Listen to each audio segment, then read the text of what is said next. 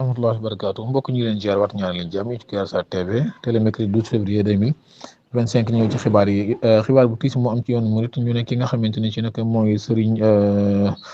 Amdi Modou Mbenn Fall nekkoon xalif général de Baye Fall nekkoon 8e xalif de Baye Fall amoon 95 ans ñu ne moo fi bàyyikoo nag ginnaaw bi nga xam ne moom Serigne Modou Amdi Mbenn Fall mi ngi toogoon atum 2021 wutu woon kii di Serigne Cheikh Jëmm Fall ñu ne daal wàcc na bu liggéey tey jii nii ci àllarba ji amoon 95 ans nekkoon 8e xalif de Baye Fall moom Serigne Amdi Fall Modou Mbenn moom mi ngi toogoon ci atum 2021 ki nga xam ne mooy Serigne Cheikh Jëmm Fall moo ko. waaw moom la wuutu woon bokk ba mu fi jógee nag moom ba léegi moom moo fi nekkoon xalif général de Baye Fall ñu ne bàyyi ko na fi tey jii nag ñuy ñaan yàlla yërëm ko yóbbu ko ci aljana gën a kawe Kër Sarr TV